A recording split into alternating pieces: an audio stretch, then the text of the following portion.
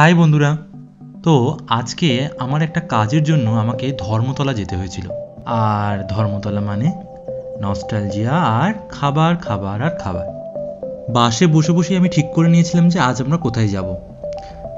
তো নিজের কাজটা সেরে নেওয়ার পর আমি নিউ মার্কেট দিয়ে ধর্মতলা পরিভ্রমণ শুরু করলাম। পরিভ্রমণ এই কারণেই বলছি কারণ আজ আমি যেখানে যাব সেটা খুব মজাদার একটা জায়গা। আর সেই জায়গাটা কিন্তু আজকাল খুবই ফেমাস হচ্ছে, তো সেখানে যেতেই হতো। কিন্তু এই যে ওয়েদারটা এত গরম, এটা কিন্তু একটুখানি কষ্টদায়ক। কিন্তু তাতে কি, ধর্মতলা আসবো আর নিউ মার্কেট ঘুরবো না, এ তো হতেই পারে না না। তো নিউ মার্কেটে হাঁটতে হাঁটতে আমরা চলতে লাগলাম ওয়েলিংটনের দিকে। আমি শুধু একটা জিনিসই দেখছিলাম যে এত রোদের মধ্যেও কত লোক বাইরে বেরিয়েছে। নিউ মার্কেটে ভালো করে ঘুরে রোদের মধ্যে কিছু না কিনে আমাদের যেটা মূল উদ্দেশ্য ছিল যেদিকে যাওয়ার, তো সেই দিকে এগোতে লাগলাম ওয়েলিংটনের দিকে। কোথাও একটা যাচ্ছি, এই যে একটা ফিলিংস আছে না, এটা একটা অসাধারণ ফিলিংস। মানে গিয়ে হয়তো সেই আনন্দটা পাবো না, কিন্তু এই যে যাচ্ছি যাচ্ছি ভাব, এটা কিন্তু অসাধারণ।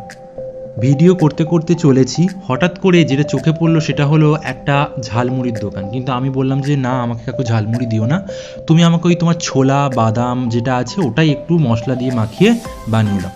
তো আমি ওটা নিয়ে নিলাম, আর কাকুটা ওটা ভালো করে মশলা দিয়ে মাখিয়ে আমাকে দিল। ওটা 20 টাকার কিনেছিলাম। কাকুটা ওগুলো দেওয়ার আগে ভালো করে সব মেপে নিয়েছে, কিন্তু ওই যে ছোটো একটা পাল্লা বাটকরা দেখতে পাচ্ছ, ওর মধ্যে সব মেপে মেপে দিয়েছে।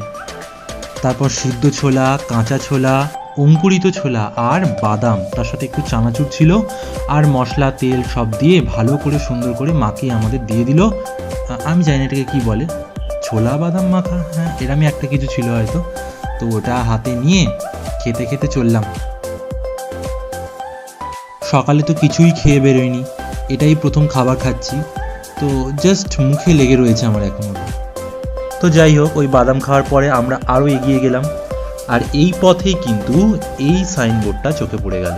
তোমাদেরকে হয়তো বলে দিতে হবে না যে এই মটলেনটা কেন বিখ্যাত আর কি জন্যই বা বিখ্যাত।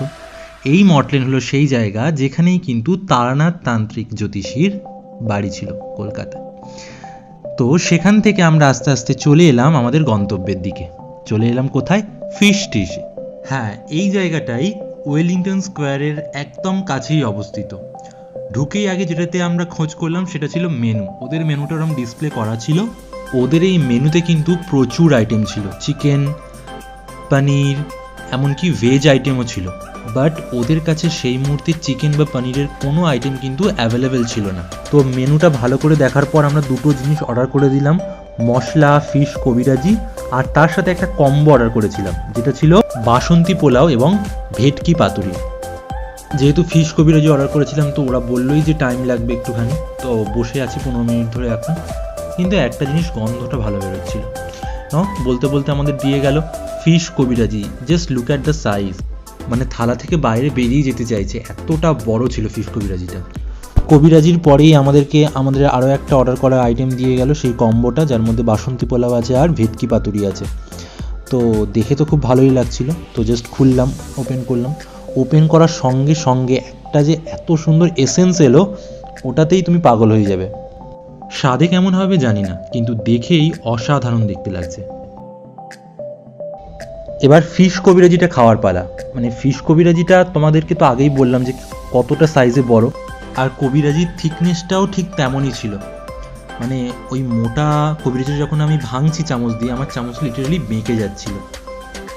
ওরা এই জন্যই বলছে কারণ ভেটকি মাছটার বাইরে রুই মাছের মশলা দিয়ে একটা কোট করা আছে, তারপরে ডিমের কোটটা করা আছে, এই জন্যই এটার নাম মশলা ফিশ কবিরাজি।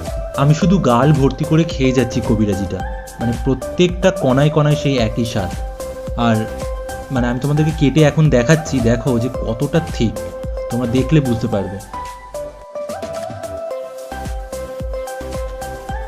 এই দেখো, ভালো করে দেখলে বুঝতে পারবে যে ভেটকি মাছটার বাইরেও কিন্তু একটা কোট করা আছে, ওই কোটটা হলো রুই মাছের।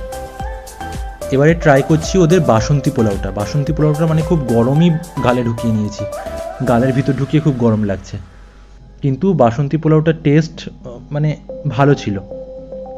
বাট ওরা যে পাতুরিটা দিয়েছিল সেটা খেতে তো খুব ভালো ছিল, কিন্তু ওই পাতুরিটা খুলতে যে আমার কি অবস্থা হয়েছে, মানে একে তো পাতুরিটা গরম, কলা পাতার মধ্যে আছে, তার উপর সুতোটা এমন পুরো দিয়েছে গিট্টি পড়ে গেছে ওখানে।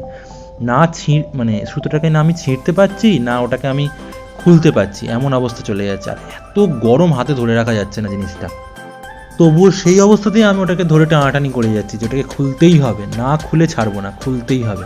তারপর পাতুরিটার এদিক ওদিক থেকে সুতো গা থেকে খুলে নিয়ে আমি ভাবছি পুরো সুতোর আইটেমটাই খুলে ফেলে দেবো একদম, সেটাও হচ্ছে না, মানে মাঝে মাঝে গিট্টি পড়ে আছে আবার।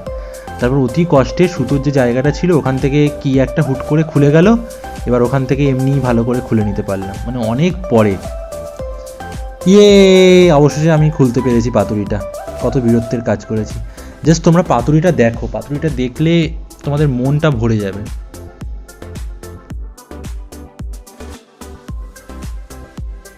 এই হলো তোমাদের ফিশ ডিশ থেকে পাওয়া আমাদের পাতুরিটা। পাতুরিটার সাইজটা অতটা বড় ছিল না, বাট আর একটু বড় হতে পারতো পাতুরিটার সাইজ, কিন্তু পাতুরিটা খেতে কিন্তু অসাধারণ ছিল। জাস্ট দেখো মাছটা, দেখো কতটা ফ্রেশ। আমি পাতুরিটার বেলায় একদমই বাসন্তী পোলাওয়ের মতন করিনি, আগে ফু দিয়েছি, ঠান্ডা করেছি, তারপর খেয়েছি। নয় গালে গরমে ঢুকিয়ে নেবো, তারপর মানে ফেলারও জায়গা নেই, গেলারও জায়গা নেই। তো আমাদের এই পুরো জিনিস খাওয়া দাওয়া হয়ে যাওয়ার পর ওরা আমাদেরকে ওদের ছোট মেনু কার্ড যেটা প্রিন্ট করা ছিল সেটা আমাদেরকে দিয়েছে, মানে খাওয়া দাওয়ার পরে। যাই হোক, ওটা নিয়ে নিলাম, পরের বার দেখা যাবে হয়তো। তো খাওয়া দাওয়ার পর্ব শেষ। তোমরা কিন্তু অবশ্যই জানিও তোমাদের এই ফিশ ডিশের ব্লগটা কেমন লাগলো। আর আজকের জন্য টাটা।